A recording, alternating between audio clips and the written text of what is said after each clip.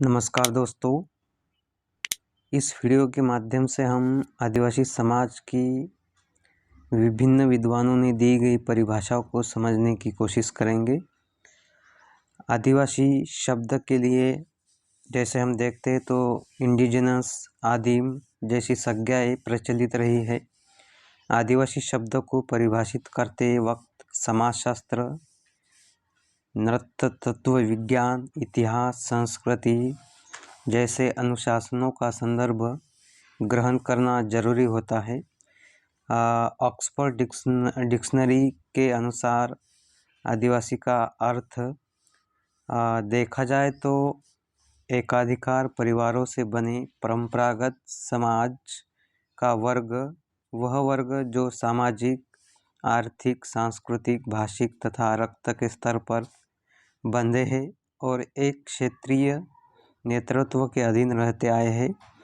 Raymond fourth ने आदिवासी को इसी श्रृंखला में अभिव्यक्त किया है। उन्होंने कहा है कि आदिवासी समुदाय विशेष एक ही सांस्कृतिक श्रृंखला का मानव समूह है जो साधारण एक ही भूखंड पर रहता है, एक ही भाषी है तथा एक ही प्रकार की परंपराओं एवं संस्थाओं का पालन करता है और एक ही सरकार के प्रति उत्तरदायी होता है।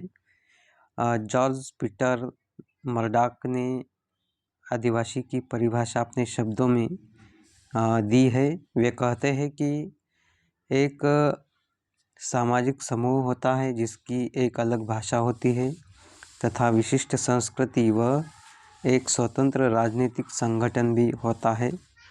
नृत्य तत्व वैज्ञानिकों ने आदिवासी शब्द को परिभाषित करते हुए अपने विचार व्यक्त किए हैं। उन्होंने वंश एवं रक्त के तत्वों पर सर्वाधिक जोर दिया है। भारत सरकार ने आदिवासियों को परिभाषित करते हुए कुछ तत्वों को आवश्यक बताया है, जिसमें अलग अलग भूभाग में निवास करना, अनूठी या अलग सांस्कृतिक विरासत, आदिम प्रवृत्तियाँ, आर्थिक पिछड़ापन तथा बाहरी समाज से घुलने मिलने में झिझक को शामिल किया गया है। तथा संयुक्त राष्ट्र संघ की अवधारणा को जब हम देखते हैं तो संयुक्त राष्ट्र संघ के स्तर पर मूल निवासी शब्द की व्याख्या करते हुए कहा गया है कि वे किसी भूभाग पर प्राचीन काल से रहने वाले मानव समुदाय के वंशज हैं जो नस्ल एवं संस्कृति के स्तर पर विशिष्टता रखते हैं।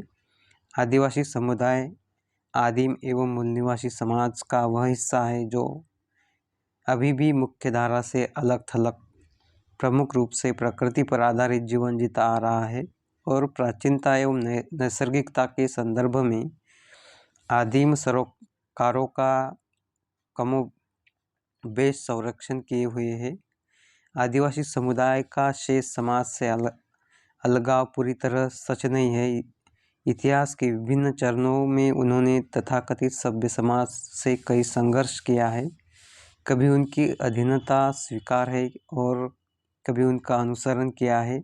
भारत में कई जगहों पर वे जाति व्यवस्था वाले समाज में या फिर मुस्लिम या ईसाई समाज में मिले हुए हैं। वे कई खेतीहर और कई बागानों, खानों या अन्य उद्योगों में वेतनभोगी मजदूर के रूप में आज हमें काम करते हुए मिल रहे हैं। नदीम हसनैन अपनी पुस्तक ट्राइबल इंडिया में कुछ आदिवासी परिभाषा के संदर्भ में कुछ तत्व देते हैं या तथ्य स्पष्ट करते हैं। वे कहते हैं कि भारतीय राजनीतिक और बौद्धिक नेतृत्व में भी ब्रिटिश काल में आदिवासी समाज पर कोई ध्यान नहीं दिया गया। हमारे राष्ट्र नायकों ने संपूर्ण भारतीय समाज, सत्ता, धर्म आदि की चिंता की। इन विषयों पर चिंतन करने के बावजूद आदिवासी समाज के एजेंडे में शामिल नहीं हुए। प्राचीन काल में आदिवासियों को उनके समूह के नाम से जाना जाता था, जैसे गोंड, संथाल, भील। वर्तमान में भी यह परिस्थिति मौजूद है। आधुनिक भारतीय भाषाओं में वन्य जाति, वनवासी, पहाड़ी, आदिम जाति, आदिवासी, अनुसूचित जनजाति जैसे शब्द प्रयुक्त किए जाते हैं। साथ ही प्रत्येक समुदाय को उसके नाम से संबोधित किया जाता है। जब हम ऐसे समुदायों की संख्या पर कोई आधिकारिक निष्कर्ष निकालते हैं तो भारतीय संविधान में अनुसूचीबद्ध कुल 583 आदिवासी समुदायों के साथ अपरिगणित व घुमंतु समुदाय भी इसमें जोड़े जाते हैं।